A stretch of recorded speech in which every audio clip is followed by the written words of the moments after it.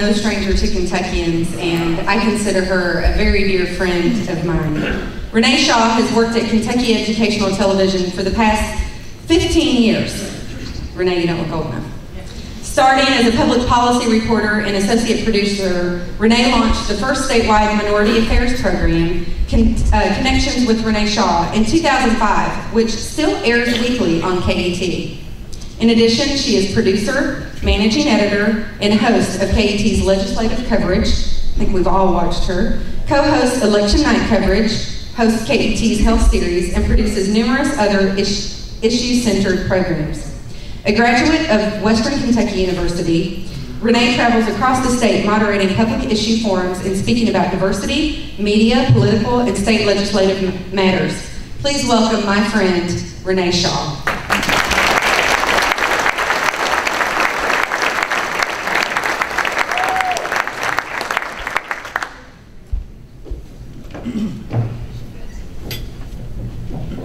To be here.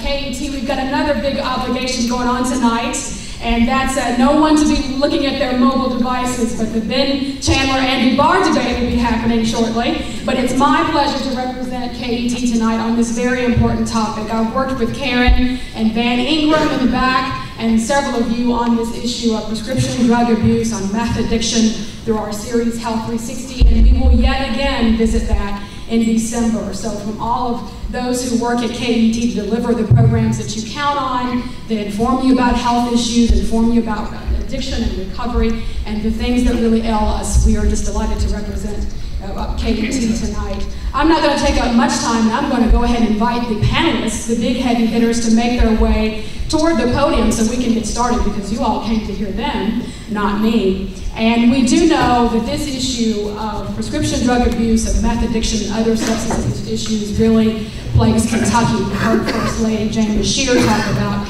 the 1,000 number where more Kentuckians die each year from prescription drug abuse than those who are in car accidents. And we have to learn to reverse and erase that trend. And so what these policymakers, I have the luxury of spending a great deal of time with many of them during legislative sessions, has done yeoman's work in trying to make a better picture and create a different narrative for Kentucky when it comes to substance abuse in treatment and recovery and other areas. And I'm delighted to introduce them to you and to have you also engage in the conversation as well. You'll notice that at your table you have a card there that has lines for you to write a question legibly. Please print. So I won't misinterpret what your question is to the panelists tonight, and then Karen Kelly will perform as the role of Vanna White and deliver those to me so that we can have some very, hopefully, pointed answers for your very pointed questions. So at this time, I would like Congressman Hal Rogers to begin by making some remarks. I ask that you keep them brief if you can, so we can have more time for community dialogue. Thank you, Renee, very much for taking on this chore. Nice introduction. Governor and distinguished panelists, good evening. Thank each one of you for being here. You know, the Center for Disease Control has said that prescription drug abuse is a national epidemic. And yet, we don't see the national attention or shock that those words engender. And yet, when I see the bipartisan panel that has assembled here, and this wonderful crowd from all corners of Kentucky and elsewhere, it gives me some hope that perhaps the message is getting through that we've got a problem as a country and as a people. Kentucky has a problem, but you're not unique. The problem is across the country and the world. But you know what? In East Kentucky, in my district, we decided that we would lay this ugly on the top of the table, look at it square in the eye, and say, we're going to lick you. Thus the Unite campaign began. When we first started Unite 10 years ago. I remember using the battle cry. If you're thinking about using drugs, get educated. If you're already addicted, get help. If you're a drug dealer, get out. And that's been the theme of the Unite campaign, holistic approach, law enforcement, treatment, education. And I don't think you can arrest your way out of the problem. You can't educate your way out of the problem alone. And of course, you can't treat your way out of the problem as a whole. It takes all three approaches. We've made some significant progress since 2003, but with every hurdle we have made, we've seemed to find a new challenge. In 2003, a two-page spread newspaper article in the Lexington paper laid across my desk with a bold banner headline that you all recollect: Eastern Kentucky painkiller capital. Painkillers like OxyContin flooding into these hills, the highest rate in the nation, we were told. DUIs turned into drug trafficking. Overdose deaths started skyrocketing. Corrupt officials going to prison. And the most heartbreaking impact was the growing number of children being abandoned by drug-addicted parents. Today, I know of several schools where more students are being raised by grandparents than their own parents. You do too. Unite uses a three-pronged approach, as I said, making up the name: unlawful narcotics, investigations, treatment, education, rooting out drug dealers and pushers in white coats, in many cases, with undercover drug investigations.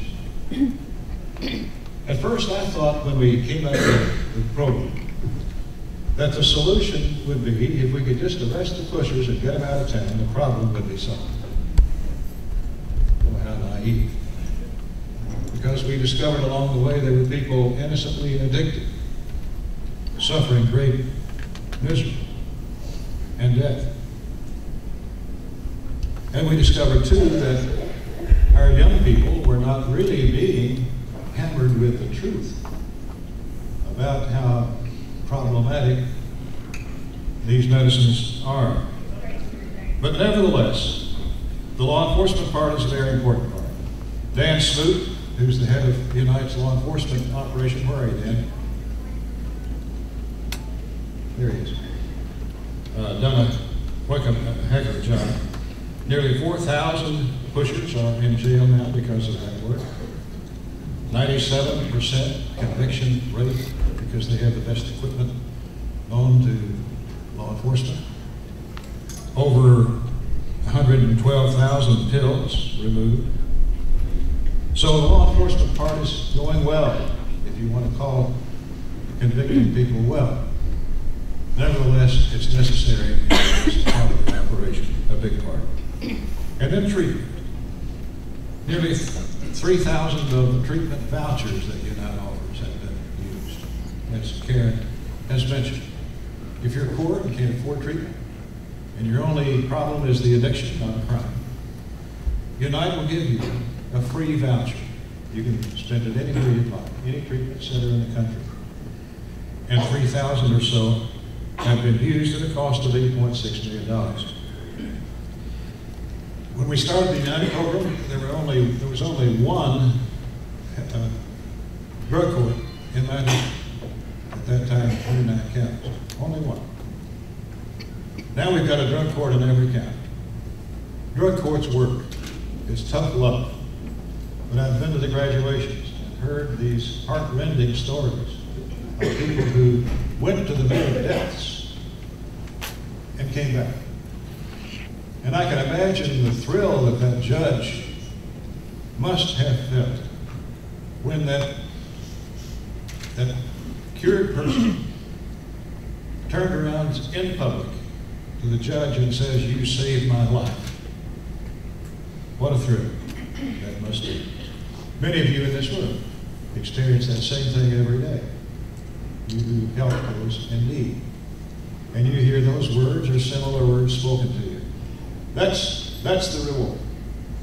And I appreciate so very much your sacrifice in that regard. Education, the third prong. Since 2005, nearly 40,000 students have joined a Unite club in their school.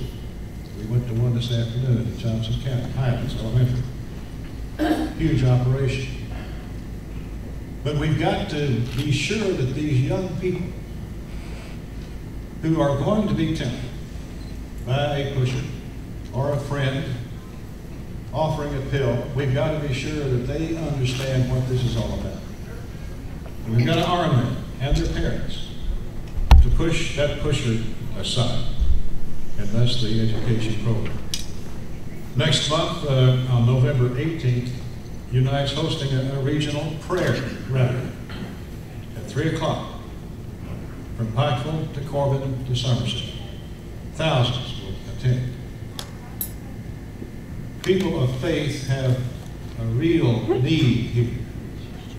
We can't do this without people of faith. They should be, and are, the most motivated people. I've spoken to many churches, which I don't like to do. I'm not a preacher. But I do tell those congregations, if you see a neighbor in the ditch, will you help them out? And of course I'll say yes. I said, well, you need to move from behind these stained glass windows out there where the ditches are and help those people who are in the ditch. And people of faith have been the leaders in this effort and make up the great bulk of our help. 2 weeks ago, over in Owsley County, we destroyed the 1 millionth pill taken from a medicine cabinet in a person's home.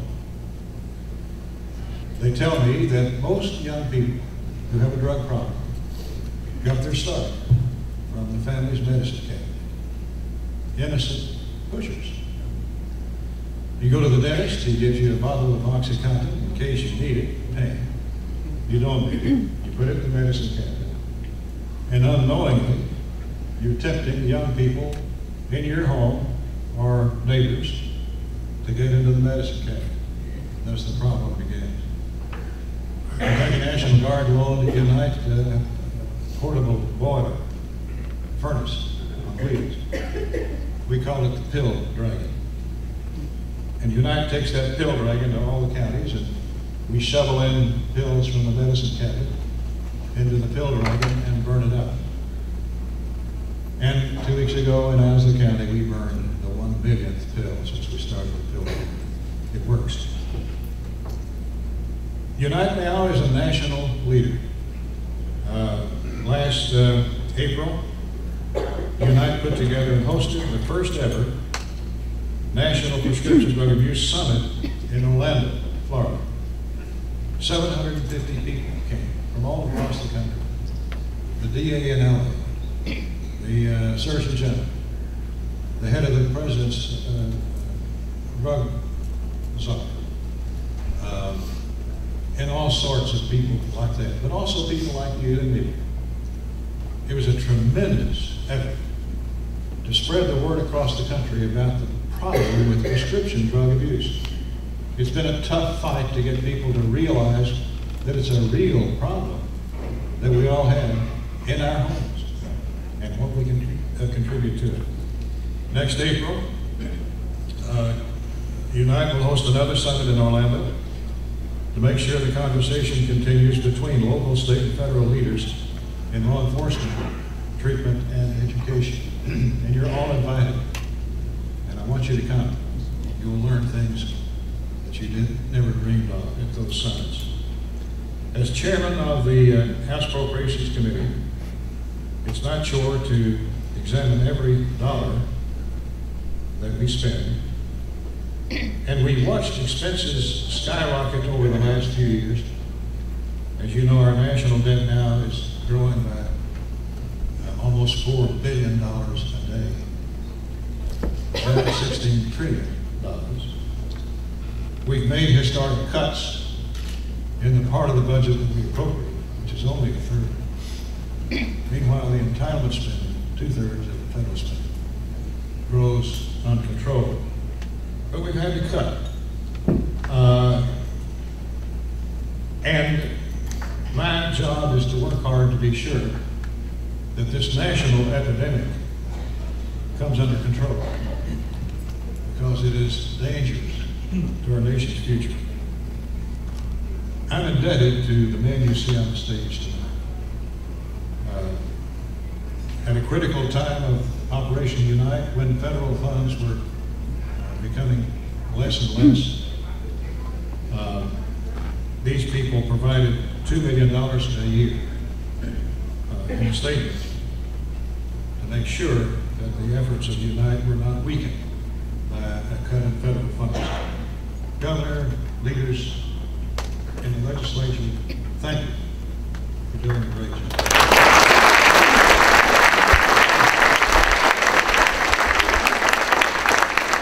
Also comes very vital legislation for the state, which I'll let them talk about themselves.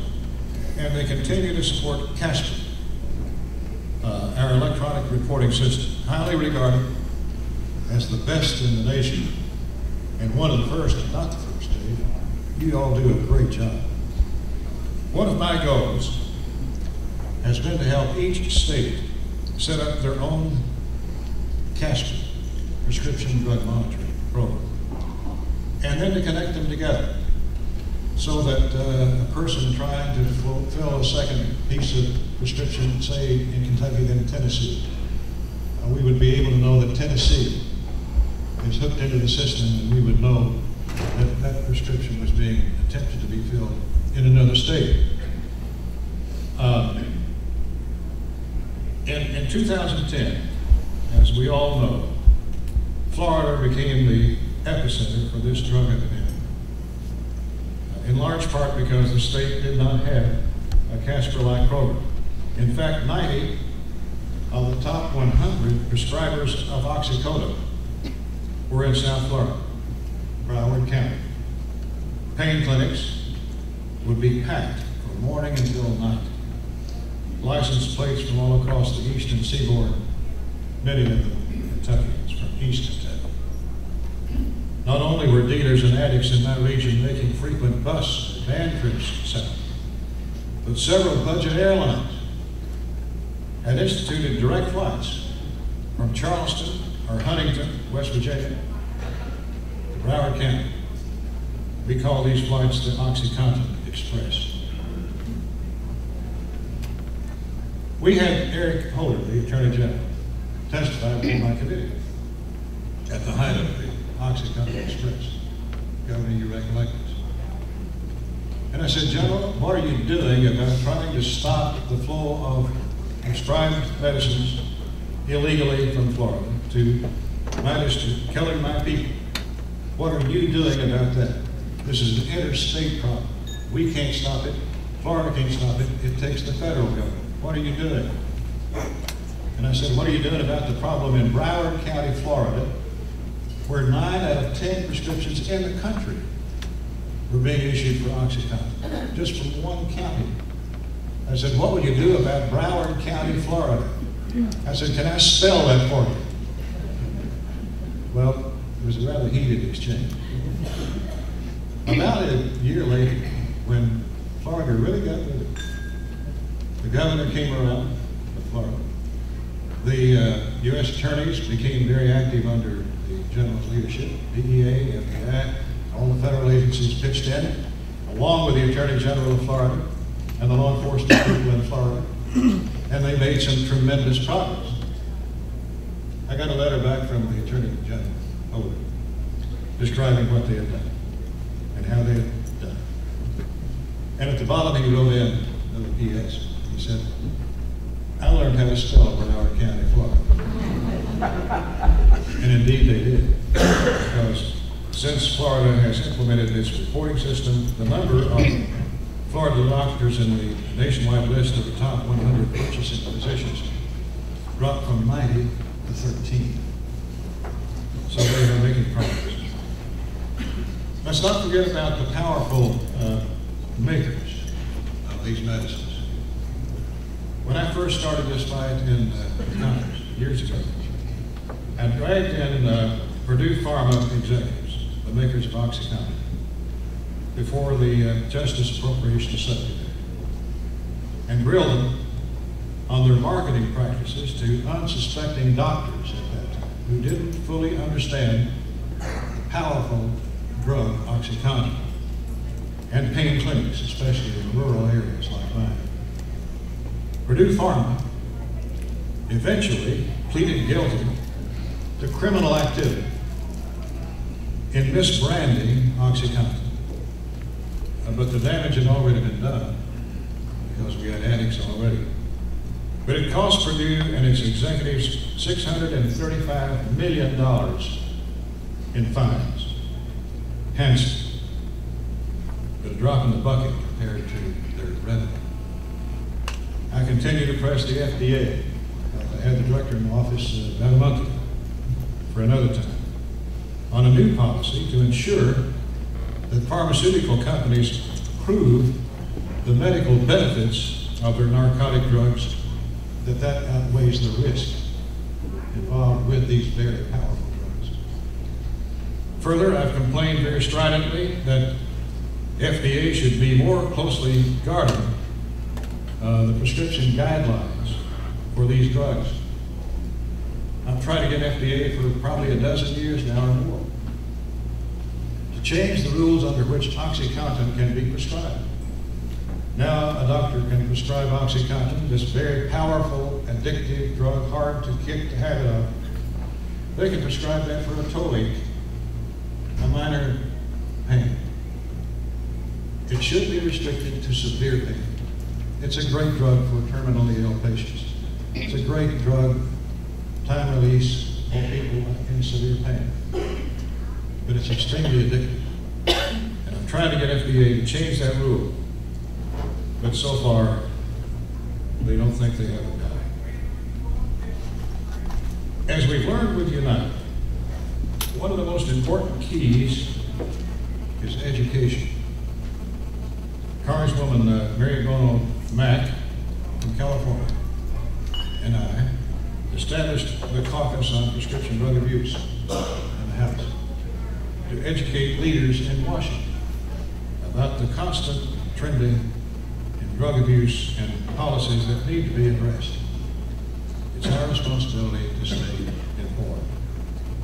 Forums like this tonight may not instantly change legislation or create funding, but it does get the conversation started, and it does spark change and awareness amongst a lot of people.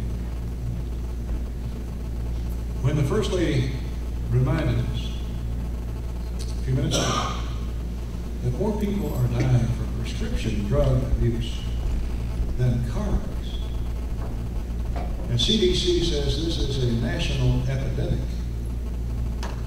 we need you and your associates to spread the alarm amongst people who may not seem to be too interested in this problem.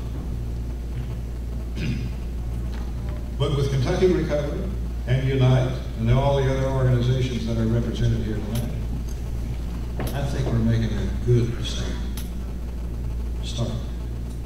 A lot of work yet to do, but making progress.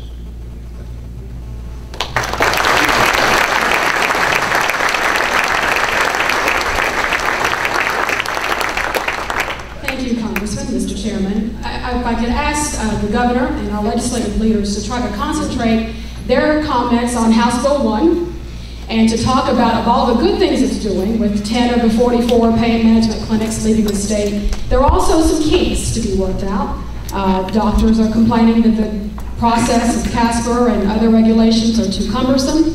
So talk to us about the successes, but also talk to us about what needs to be tweaked, and can it be done through administrative regulation, or will it need to be done through statute? Mr. Governor. Thank you, Renee. Can you all hear me? Are these on? Okay.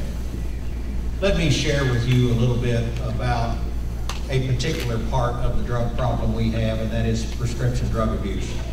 The Congressman really laid out very well the overall problem that we've been facing for a long time, and I must tell you that the Congressman, along with Governor Patton, are two of the original champions in this battle that we've been waging for some time now, and they've been fighting long and hard, and we appreciate their efforts. We made some significant steps last spring in a legislative session in the battle against prescription drug abuse when we passed House Bill 1. Is it working? You bet it is. And let me share with you some statistics to show you how it's working. First, Casper. Casper use is up. That's not really accurate. Casper use is way up. When House Bill 1 was passed in April, Casper had 7,911 registered accounts. On October 1, it had 21,542 accounts.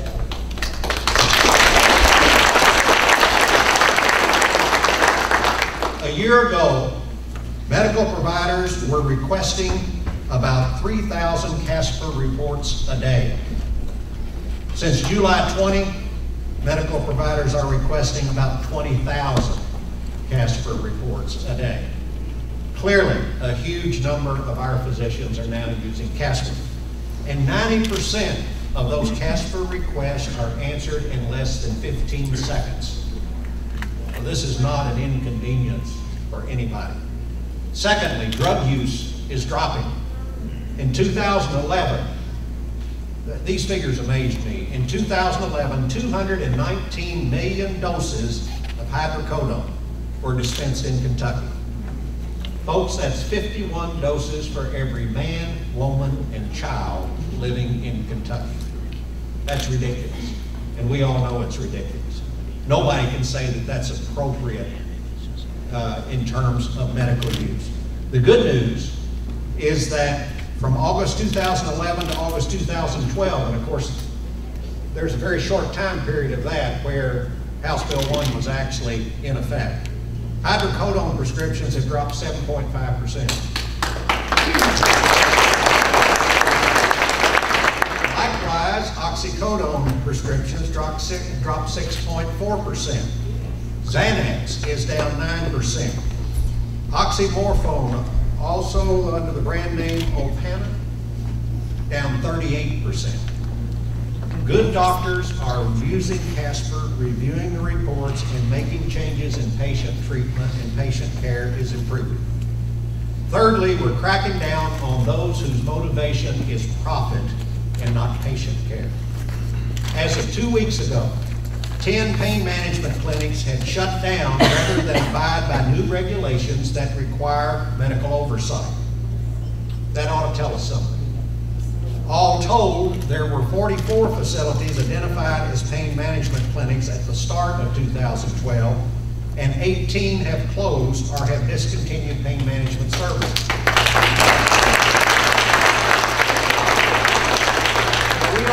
We ought to be very clear here that not all pain management clinics are bad. Obviously, we've got great doctors, we've got good pain management clinics. As a matter of fact, we're processing 11 new applications for licensure under the new law from people who have no problem with new common sense guidelines written to protect patients. Likewise, the Kentucky Board of Medical Licensure is cracking down on reckless physicians. In all of 2011, the KBML disciplined 18 physicians for prescribing violations. In the last 6 months, they've taken action against 33 physicians. That includes 9 emergency orders of license suspension, 1 emergency restriction. So the new law has improved the board's ability to review the practices, and the few bad apples are starting to be eliminated.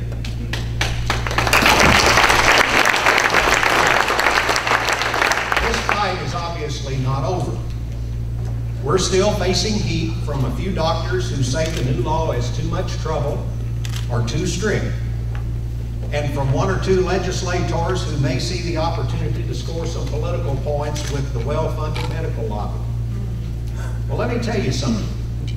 The rules and regulations that they're complaining about were written by physicians.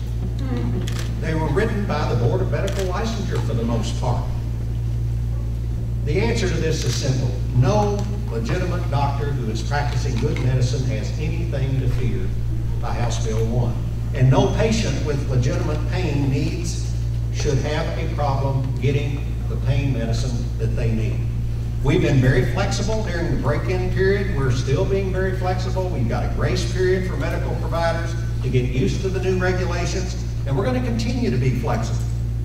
In the coming session, we might well have to tweak some of House Bill 1. We might be able to do most of it by regulation. We may have to do a little bit of it by legislation. But let me tell you this, tweak is a word that we will use, because we're not going to stand for any wholesale changes and repeal of a law that is beginning to work and beginning to make a real difference.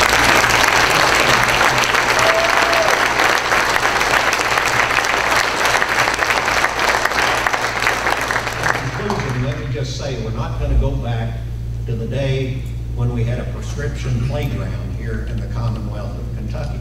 I mean, we're on the right path. Is it perfect? No.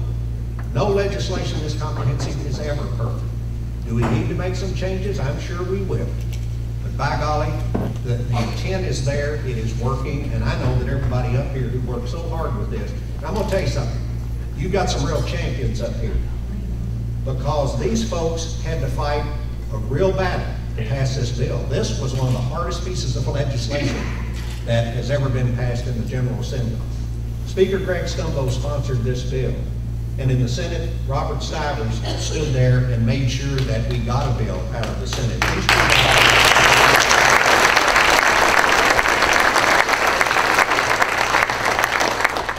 And it took everybody in the House and Senate to stand up and just say, we're not going to do this anymore. You know, we're not going to whine, we're not going to say, oh gee whiz, it may be inconvenient. We're going to take the steps necessary to attack a problem that is touching every family in this state in one way or the other. We know that, it touches all of us, and by golly, we're going to make a change if we can. Thank you.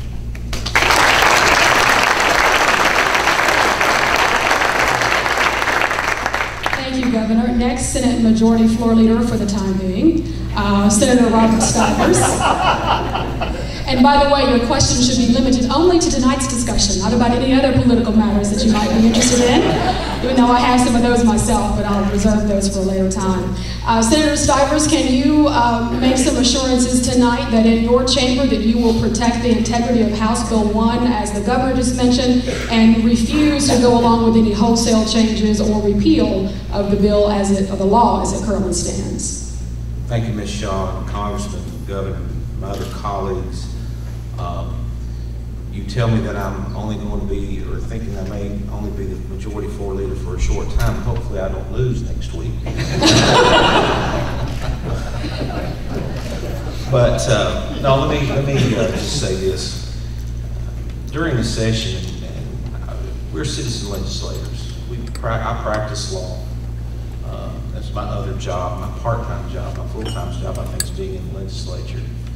But when in my practice, I would see, and I heard the First Lady talk about this, heard the Congressman talk about it, and we talk about all the things we do with House Bill 463 and discerning which individuals are, profiteers and those people who are addicted and trying to get treatment.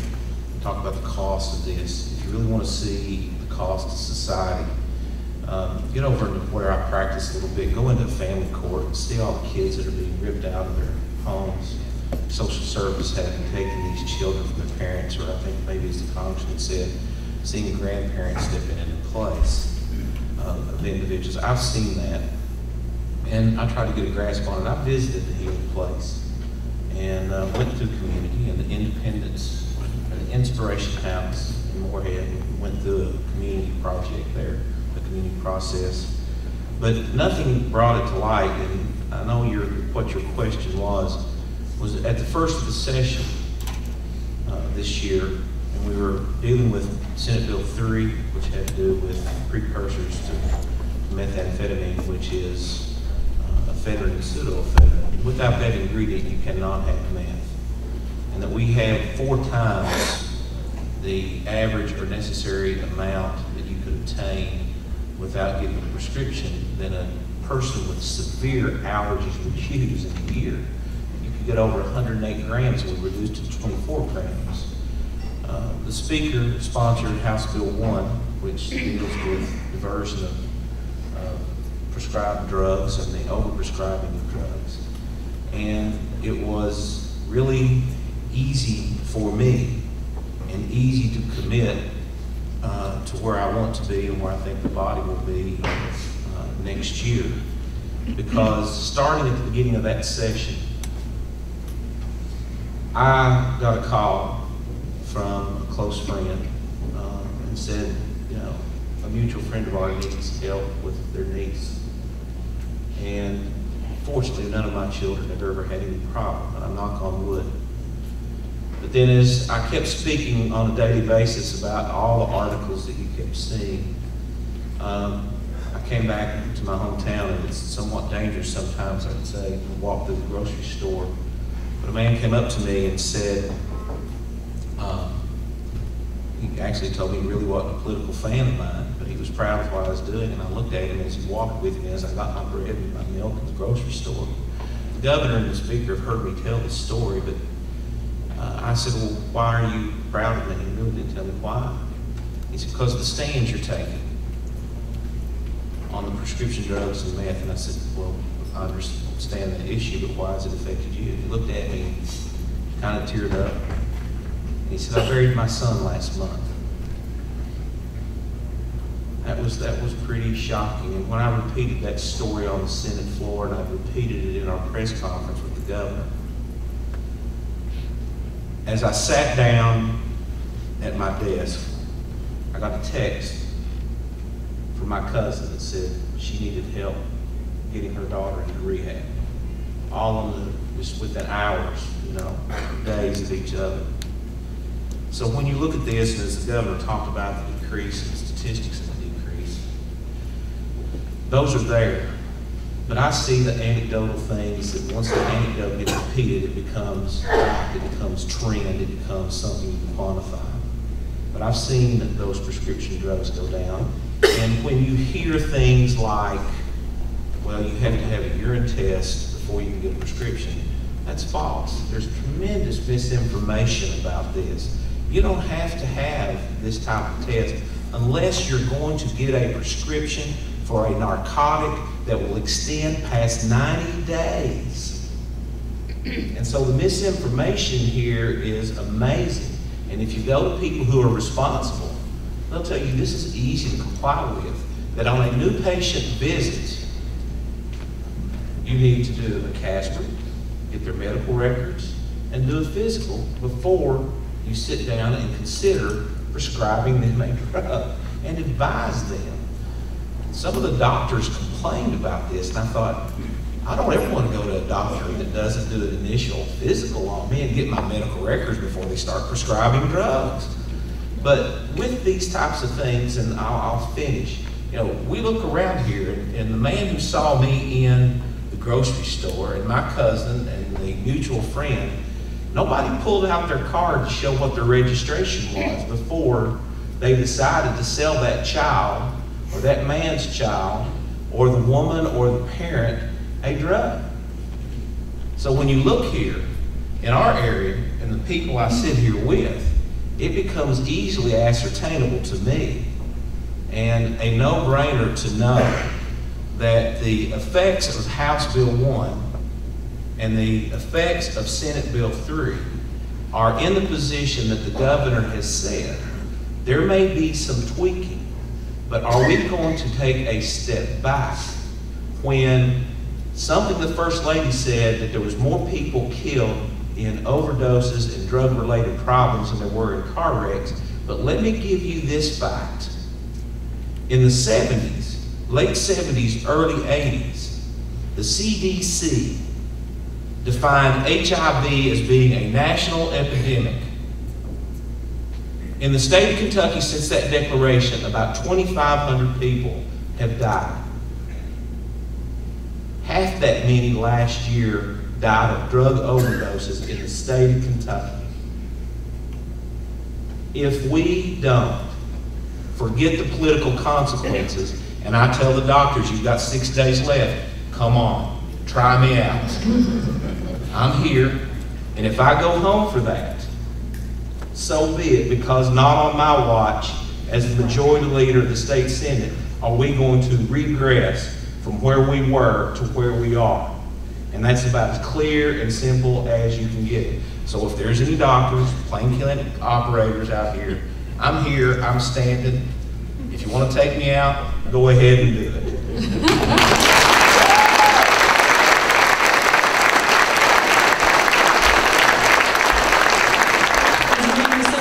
Stivers, and he approves that message. House Speaker Greg Stumbo, this was, you were the prime sponsor of House Bill 1, and I remember you being on the House floor the day the bill was passed in the House, and you made an eloquent speech, as you always do, but you ended by saying that where we didn't go with the bill was treatment and education, and that would be the next steps, hopefully. So just give us your thoughts about how the law is now and what the next steps should be. Thank you, Renee, Governor, Mrs. Beshear, Congressman Rogers, and distinguished guests. First of all, let me welcome you to Floyd County. This is the district that I represent and have had the privilege of doing so since 1980, except for a short 4-year stint as Attorney General. And I'm joined by Senator Johnny Turner representing this county, and Hubie Collins as a part of it. But we're glad to have you here and hope that your stay is enjoyable. You know, I tell people often that I got involved with this issue about a decade ago because I looked around and saw it happen in our communities. And one of the reasons, probably the biggest reason I ran for Attorney General, was because I wanted to do something more than what I was able to do in the legislature. And we did that. We created the Kentucky Barrel Investigation, and we confiscated more drugs because the legislature, Rocky Adkins, Senator Stivers and Brandon, gave us a bill that allowed us to do it. Because at that time, the drugs were flowing, Tony, via the internet. And working with the Kentucky Board of Pharmacy, we came up with a way that would not allow them, those pharmacies in Florida, to get licensed. And so we just went and got the drugs. And nobody came to stop us. So that was a focus then. But then I was appalled last year to learn that right here in our own state, prescription drug abuse was rampant because the Kentucky Board of Medical Licensure had failed to do its legislative duty. Now the reason I know that is because I was there in 2006, Rocky, was chair of the task force when we upgraded the CASPER system along with Senator Brody and others, and Senator Stivers, you remember that. And the Kentucky Medical Association came to us and said, let us police our own, and we'll do a job for you. Because only doctors, and this is true, only doctors can really determine whether or not there is a practice of overprescribing. Well, unfortunately, they've forgotten about that pledge, and I'm not going to point fingers because that doesn't really do any good. But it became apparent to me that if we can't control this epidemic within our own borders, that we have no chance, you see, of winning this war. And so we began to work on what ultimately became House Bill 1. And Governor, it was a perfect bill until the Senate got a hold of it. But the fact of the matter is, it's a special session. But really and truly, you know, it's like everything. It was a first step. It was the beginning, but you heard the governor give you the results. They are inspiring. And we knew that would happen because if you look at the experience that happened in other states, Ohio and other states that had attacked this problem with aggressive legislation, it ran these pill mills out of those states. It caused them to leave. It caused practices to change. We knew that would occur, and it has. And so from that standpoint, the bill has been very successful. I agree, the hospitals have a legitimate problem. You don't need to run a cash report every time that you give a pill to a patient in the hospital using the unit dose system. I agree with that. I think those are common sense problems that we can solve this next time. But what I don't agree with is this notion that still persists, not in the medical community as a whole, but in part of the medical community, that they refuse to accept responsibility for the problem. Now, unless you're a doctor, you can't prescribe these narcotics. So, whose fault was it? I mean, you know, it doesn't take long to figure it out, ladies and gentlemen. But I would say this. Thank you, Colonel. I would say this. It is not the medical community as a whole. It is a few doctors, Paula, who, not you, but some of your colleagues, who choose to say that I don't want to be regulated. And I'll leave you with this thought. You know, Congressman Rogers and Senator Williams and I came and testified on the pseudoephedrine bill in the Senate. It was before the Judiciary Committee over there. And I remember that there was some complaint about, well, this is a nuisance. This is a problem. Doctors shouldn't have to do this. This is sort of a problem because it's not fair. It's not. It's a little bit of a nuisance for us to have to comply with this. And Hal Rogers said, well, let me say this. Stopping at a red light is a nuisance for some people if you're in a hurry. But it's a safety precaution that we all have to abide by to make everybody safer. That's the whole deal.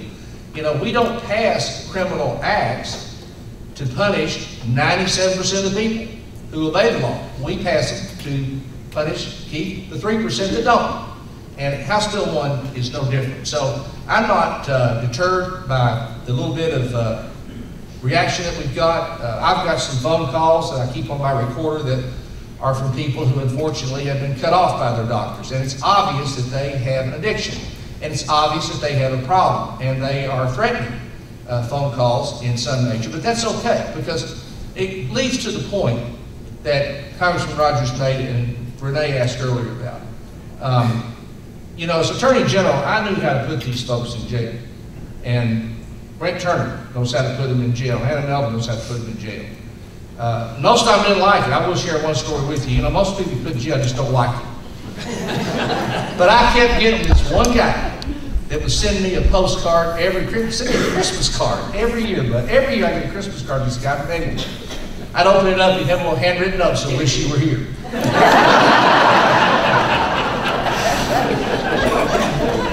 But the truth is, we cannot incarcerate ourselves out of this situation.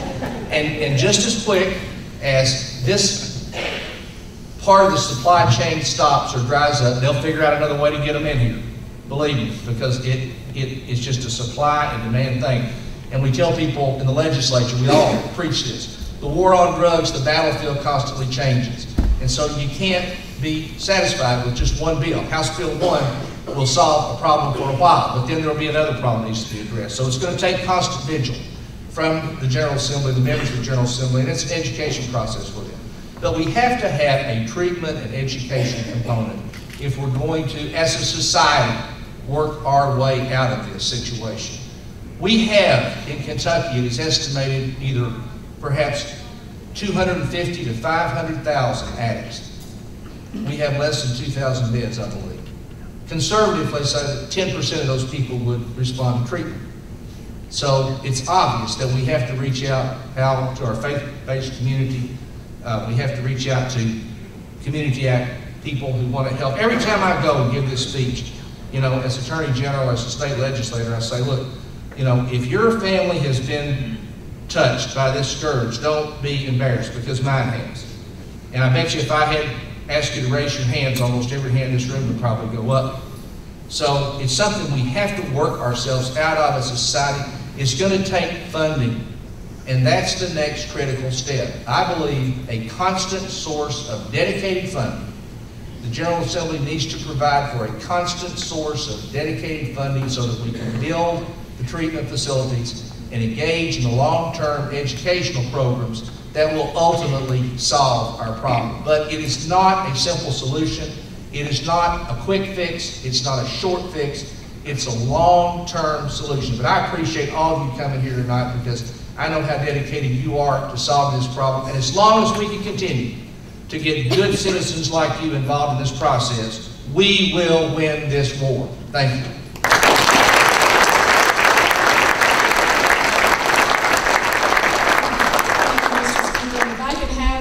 Lovely assistant, Karen Kelly, walk around, and if you have a question that you'd like to be submitted to the panel, if you would just raise your hand and she will come by and we'll get to as many of them as we possibly can, although time is running short. Our next speaker is the Majority Floor Leader in the House, Representative Rocky Adkins. Renee, thank you. I'm going to be quick here tonight. I don't know how much is left to be said, but we want to leave some time for questions tonight as well from you folks that have come here tonight. It's a great honor for me to be here, and it's been a great privilege for me to have the opportunity to work with so many of you on this terrible problem, on this terrible issue that we have, this epidemic, to be very honest, that so many of us have faced and worked on. And so it's a tremendous honor for me to be here with you tonight. It's an honor for me to be able to be here tonight and talk about addiction, the impact it's had on our communities, the impact it's had on our families. To those of you that work in law enforcement, to those of you that work in the courtrooms, to those of you that work for Recovery Kentucky or in other centers that are helping with rehabilitation and helping people recover to get back into society. To my fellow legislators, I want to just real quickly, Congressman Rogers, thank you so much for Unite. It's been a tremendous program. It is one that recognized we had a problem and trying to meet that problem head on, and there's no question that we're making progress. I don't think anybody in this room can say that we're not making progress because of programs just like Unite. Governor Beshear and First Lady, thank you for your commitment, for your effort on this terrible issue that we not only have in Eastern Kentucky. Sometimes there's this misperception. This problem, I think, is already recognized. You come here from all over Kentucky. I mean, this is a Kentucky problem. This is a Kentucky problem that we've all got to continue to work on together. And we are making progress, but we have much work left to be done. Speaker Stumbo, thank you, and thank Majority Leader Robert Stivers and Chairman John Tilley, who's not here tonight. He wanted to come, but the weather kept him from being able to fly in here tonight. I want to thank these three gentlemen especially for the policy that they've introduced and been able to gain support to get it through the legislature. You know, without the 51 votes in the House and 20 over in the Senate, nothing becomes law and the governor's signature. So I want to thank these three gentlemen who are here tonight and the rest of my legislative colleagues who recognize that we have an issue that must be worked on and who recognize that we must tackle this issue together. You know, I'm an old athlete, and I always believe that when you pull together a good game plan and you try to implement that game plan, you know, you end up having success. And I think through commitment and preparation and hard work on this issue, you know, we can be successful, and we are at making success. There's no question. It's been an honor for me to be able to work with these gentlemen and others, the entire membership of the General Assembly, as we have worked on the budget. And as we have looked at ways, as Congressman Rogers mentioned, how we can put money in this budget and help with the issue that the Speaker just talked about, of how we fund more recovery, I think, efforts for the addiction problem that we have and the lack of beds that we have. So it's been a great honor for me to work with them on appropriating cold severance tax money to be spent directly on addiction and recovery efforts. I think you heard Karen mention the Rogers vouchers. Well, over $4 million goes in our 2-year budget of cold severance tax money to come right back into these cold counties to pay for the rehabilitation, the recovery of those individuals who have this terrible disease of addiction. The money paid on every ton of coal mined, you know, I don't know of any better place to put it than to put it back into our people. And that's exactly what we're doing with that appropriation, is doing just that. You know, any reform measure that has been passed in the Kentucky General Assembly in my 25 years of service. I just finished my 25th year in the Kentucky House of Representatives this past December. And any major reform that has been passed, it's not been perfect. There has been all of those reform measures. We have always had to come back and tweak and modify and make adjustments. And that's exactly what we will do with House Bill 1. We'll look at those tweaks that we need to make this bill better. We'll look at the modifications that need to be made to make this bill better. But that's exactly what we will do, is make those tweaks to make this bill stronger, to make it better, to continue to attack the very problem, this battle, this war that we're fighting every day, and strengthen this legislation. Not repeal it, not do away with it, but strengthen this legislation to make it work in every way that it can possibly work to strengthen our people and strengthen our communities. Now, Speaker Stumbo just touched on something, but I'm going to touch on it just a little bit further. I'm a 17-year cancer survivor, and I have an event every year where I ask people in that room or in that underneath that pavilion when we have our big luncheon of about 400 people. And I'd say the reason we're here today is I'd like to see a show of hands of everyone who is a cancer survivor, has had a family member who may have lost their life or been cancer survivors, or a close family friend or a close friend. Well, you might imagine every hand goes in the room, every hand goes up in the room. Well, I just want to stress that here tonight, that the reason we're here tonight is that we're still fighting this battle. We are gaining momentum. We are making progress. We are attacking some very vital reasons that this problem exists. We probably have the most heavily medicated society in the history of time. We are allowing, it's not we, this issue is allowing a generation of people to be destroyed. Our families, our kids, our friends, our neighbors. Now look here, folks, we're not talking about a bunch of thugs here. We're talking about good people. We're talking about people who got addicted for some reason that I can't describe or you can't describe either, but it's happening. I mean, it's happening to people who were raised in good families. It's happening to people who were taught right from wrong. It's happening to people who were valedictorians in high school. It's happening to people who were 4.0 students. It's happening to our children. It's happening to our neighbors. It's happening to this person who has worked hard all of their life on a construction job and hurt their back and end up getting addicted to prescription drugs. Now, we all know that that's exactly what is going on. We're not talking about bad people here. We're talking about people who are our children, our friends, and our neighbors, people who need help. People who, as Greg said, every family has been impacted in some shape, form, or fashion. So the reason that we're here tonight is this. I want to see a show of hands in this room. If you had an addiction problem, or you knew a family member, or you had a friend, or you had a neighbor, or you had someone in your community that you know has been impacted, let me see a show of the hands in this room of those people. Practically every hand will go up. That is the reason we're here tonight. That is the reason that we will not repeal House Bill 1. That is the reason we will strengthen House Bill 1 to rebuild our communities throughout the Commonwealth of Kentucky. Thank you all so much.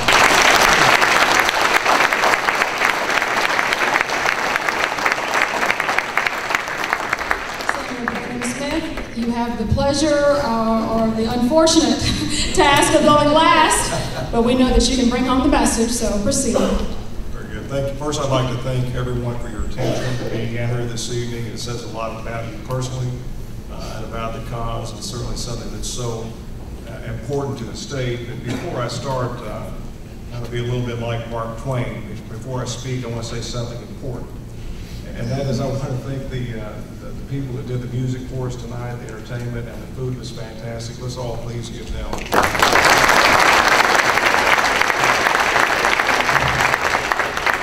And while I'm thanking these different groups, I would be remiss if I didn't point out one of the missing faces here, one of the people that carried the largest one by name, who worked between both chambers and carried every bit of this stuff home. If you saw him in the hallway, Speaker Stumbo will attest, he had both arms full with books and testimonies, and that is none other than Senator Tom Jensen. Yeah.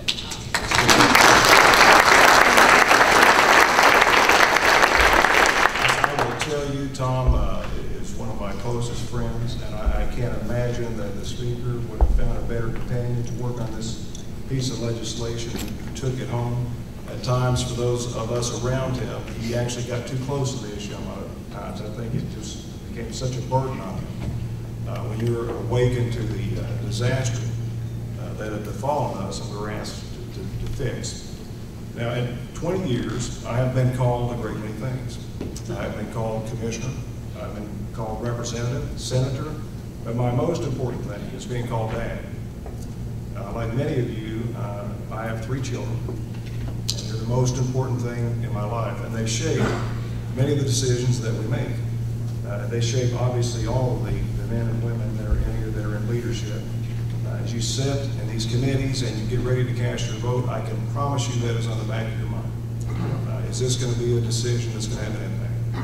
I have traditionally stayed in fields that I'm more comfortable with, energy and banking, insurance, things of this nature, but it wasn't until I had seen the impact in my district coming from Hazard. It's a stone's throw from here. It's ground zero on the drug problem we got. And it's one thing to wave the bus as it goes by, but it's an entirely different view when you're on the bus. And in our area, ground zero, we see the unintended victims. And what I mean by the unintended victims, those are the children.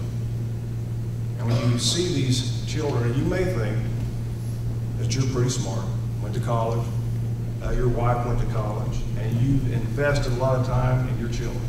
Maybe sent them to Montessori or probably sent them to Kumon, and you've got a lot of investment into these children. You've been there when they're sick, you walk them through life's decisions, but I'm going to tell you something.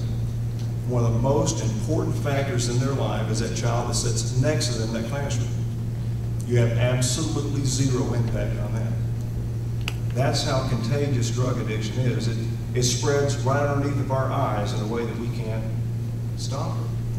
So you may think you're doing everything, talking about your children with the most important of all life's lessons. You think you're really doing something. But that peer impact, they reach a certain point in their life that has a greater influence on anything you'll say, their pastor will say, their grandparents. That's the danger of something like this. That's why I came back to session last year. I approached my leadership and asked them to put me on judiciary. Judiciary in the Senate is the one that's carried most of the load on this, as far as the Senate goes. And we had watched other bills have been presented and efforts have been led and shoulders have been put to the problem, but it hadn't seemed to get anywhere. And I didn't want to go back down there and not be able to have some say or some vote about it. And if you all followed it, it's a very close vote, really, in a lot of cases, as far as getting stuff out of committees and changing. And I want to give credit to my seatmate. One of my colleagues and seatmates and fellow members of the Judiciary, Senator Ray Jones. Ray, stand up if you don't care.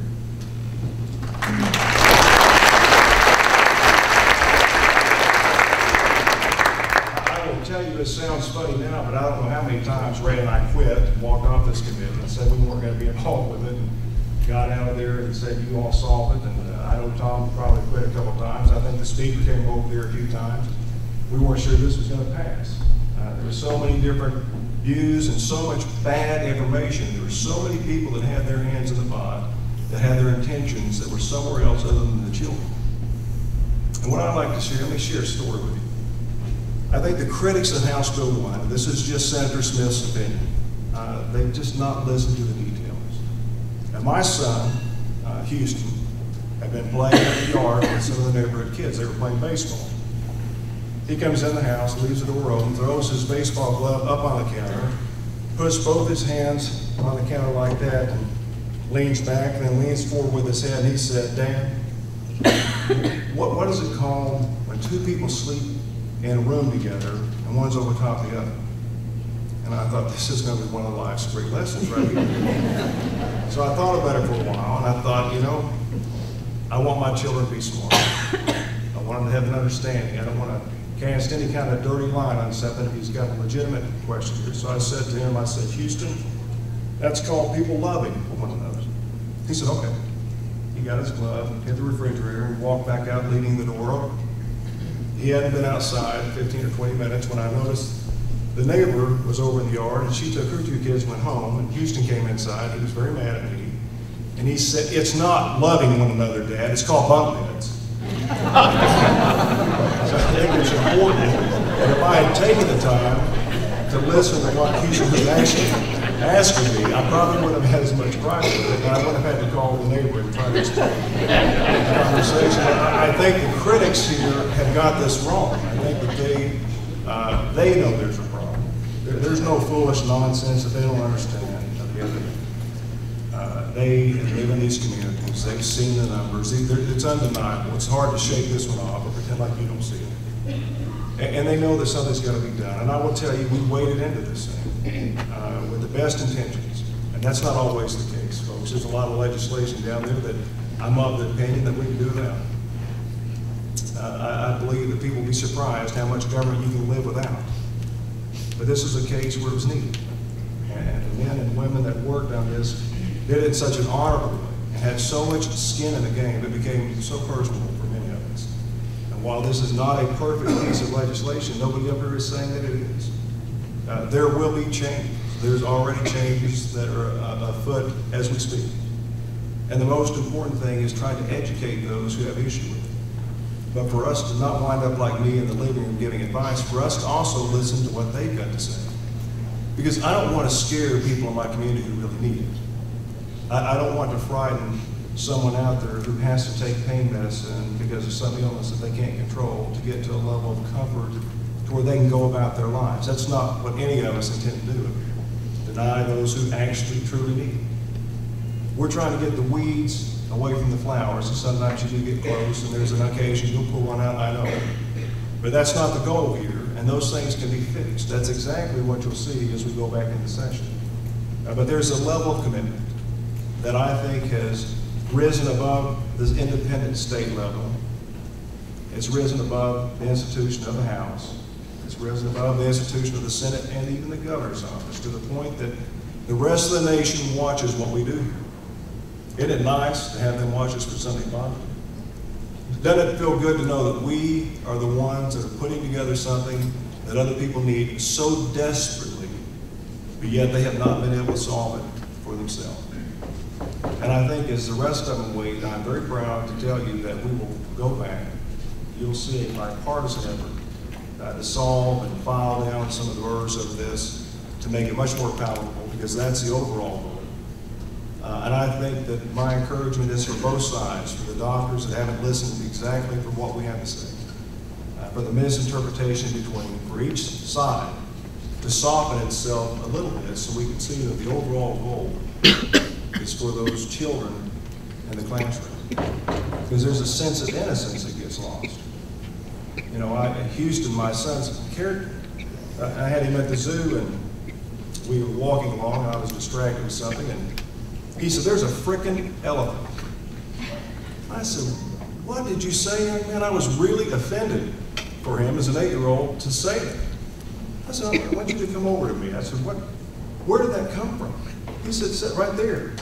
And I looked at it and it said, "African elephant." So anyhow, I encourage us to be patient, to have a little bit of humor because it helps in our job. And I look forward to the questions and the continued support with you all. Thank you.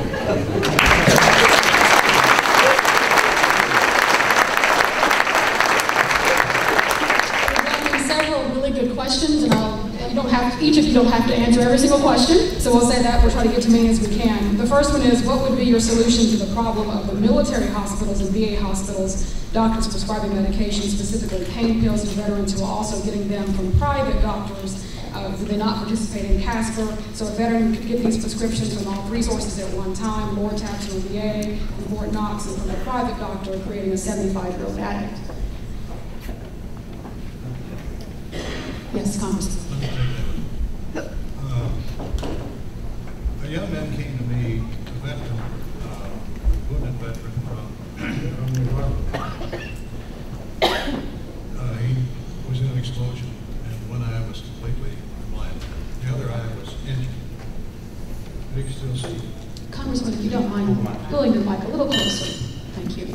And it turns out that he was losing the sight in one eye he had. So he goes to the VA hospital in Lexington to get treatment.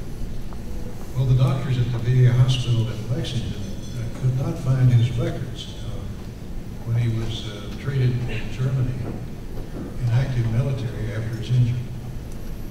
And they were afraid then to go into this part of his head, not knowing what had been done before, because they feared they could cause a real problem. And so they could not get his medical records from the Army. And consequently, he lost his eye and went completely blind. I have now addressed the chairman of the Joint Chiefs, Secretary of the Army, Secretary of Veterans Affairs, to remedy that problem so that your military records are available to the VA when you get out. It's absolutely unconscionable that two branches of the government, supposedly both concerned about the welfare of its soldiers, would not be able to share medical information of that nature. Consequently, they tell me, the Joint Chiefs Chairman tells me that they will make corrections. In the meantime, their budget will suffer until they find a way to make that happen.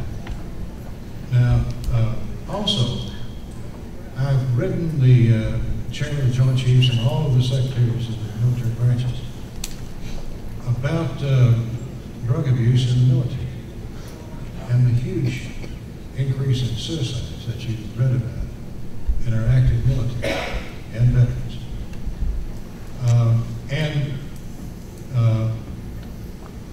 I've told them that they should be, the military hospitals in the state and the military doctors in the state need to be subject to the CASPER program, just like everyone else. Now, obviously, the military has a different problem than most of us, in that their soldiers transfer base to base to base to base all around the world. And it poses really special problems about keeping up with the prescriptions that they are issued in one base and not another. But nevertheless, this is a huge problem. Drug use in the military, we've got a lot of vets coming home addicted, a lot, and it's getting worse. The military, God bless them, are slow to act on something as socially problematic as this problem is. Nevertheless, we're very aware of the problem and trying to address it. Okay. Anyone else have any comment they'd like to offer up on that? Next question is, we have known addiction is a chronic brain disease for over 50 years now. Do you feel it's important that treatment for this illness be covered by medical insurance, including Medicare and Medicaid? Governor? You know, I think this last session, we made some changes in the Medicaid law that allowed juveniles to qualify for Medicaid with substance abuse treatment. And, you know, we've got to expand the treatment part of this. There isn't any question about it. It's like the Congressman said in his first remarks. Law enforcement has a huge role to play here. And by the way, all of you guys in law enforcement here, thank you very much for doing what you do.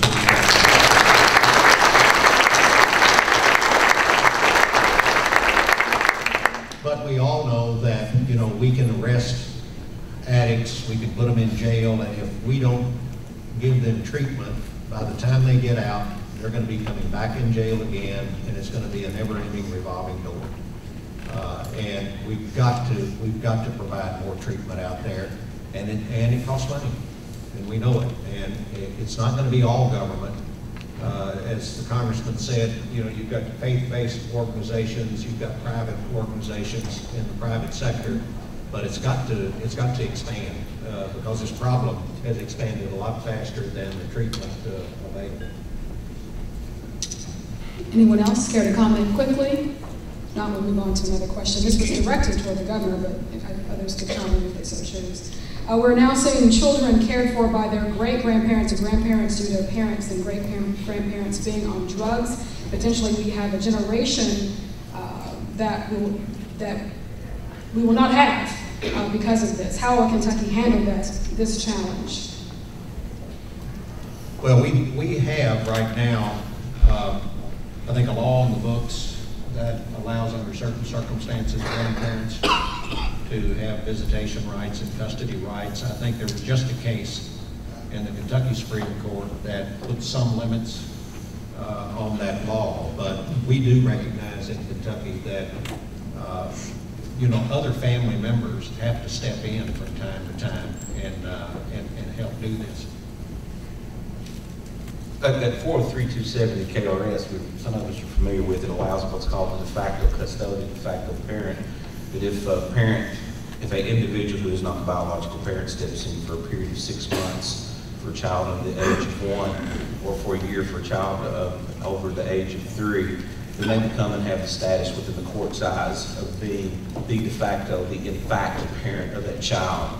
And that's one of the remedies I believe we have in this legislature, the statute that was passed 12 or 14 years ago.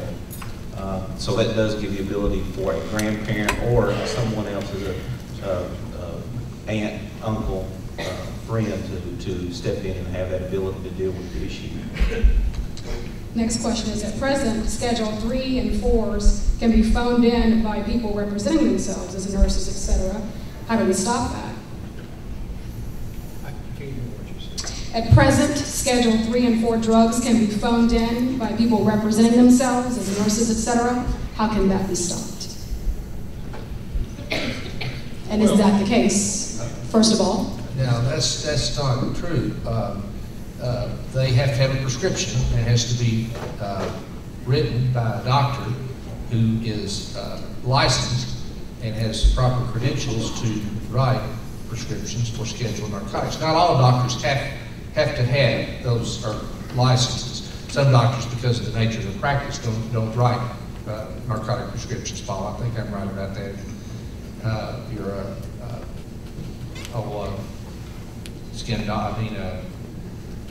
We heard testimony on that, dermatologists and some people like that, obviously. But no, I don't know of any instance where a nurse can just randomly call in a prescription for scheduled narcotics. Unless it's an advanced practice nurse. But they have a limit. They have a limit on what they can prescribe, and it has to be under the direction, supervision of a licensed physician. And it can only be a 72-hour prescription too. I would wonder if the reference of the question is for forgeries. Because you do I not read the question in its entirety, sir, so I have no way of reading into what was the intent. Because if they're forgeries, then it happens every day, sadly, in this state.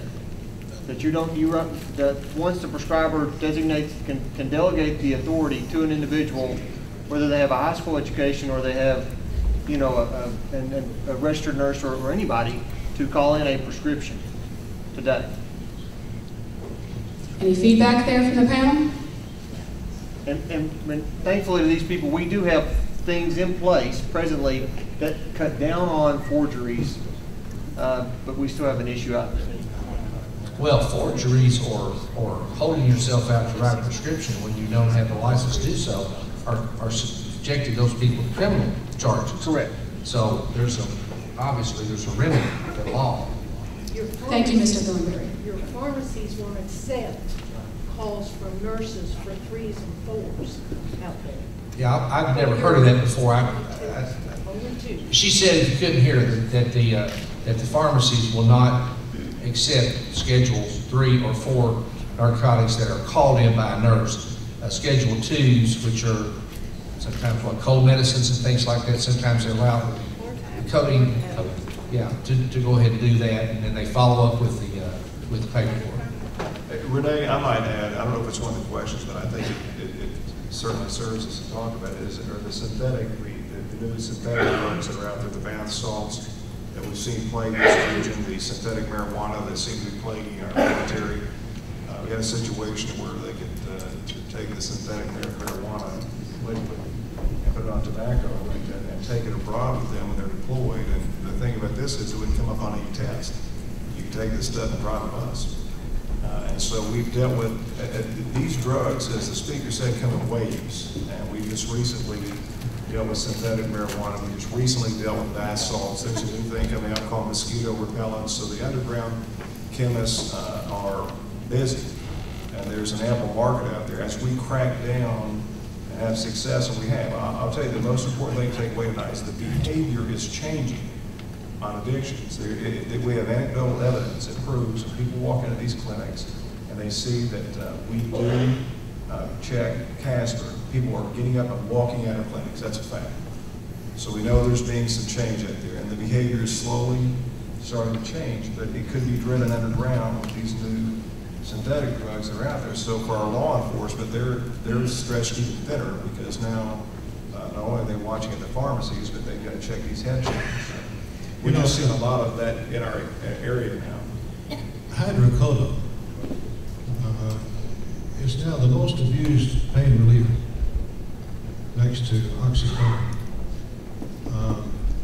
I've got a bill in now, and hopefully we'll get it passed at some point in time, that would change the status of those drugs, like Vicodin and Vortec, to Schedule 2 narcotics, meaning you would have to have, you could not take a call-in prescription.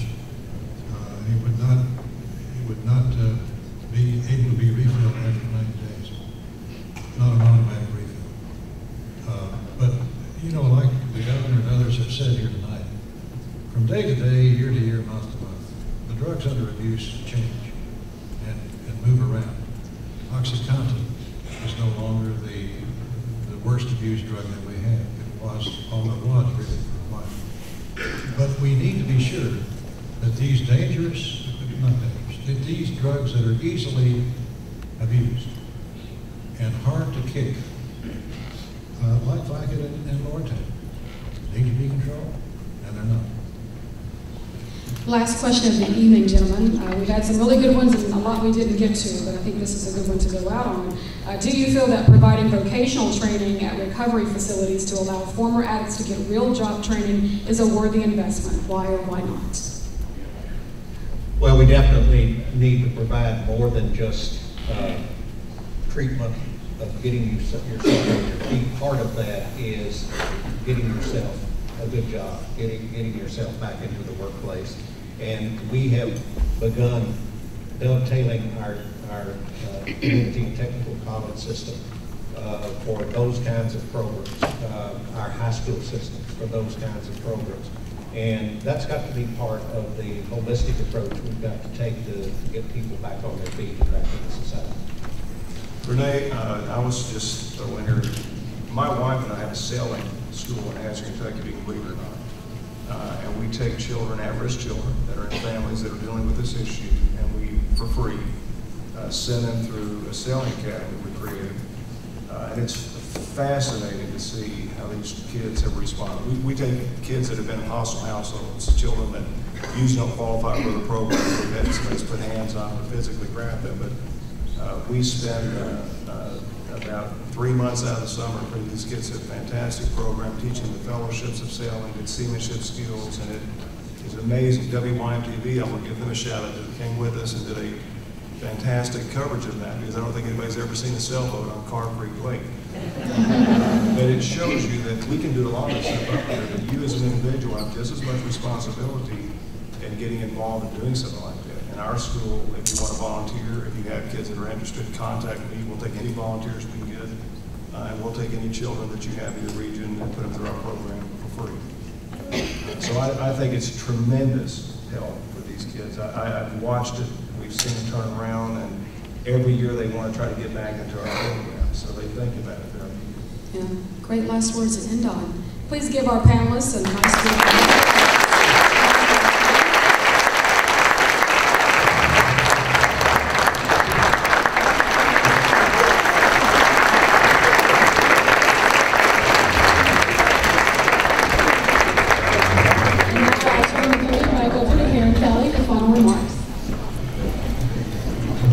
You can stay standing. I'll be brief, I promise. But we learned a lot tonight, and our panelists have very busy schedules, so I just want you to know how much we appreciate you. We appreciate your support at Unite and Recovery Kentucky.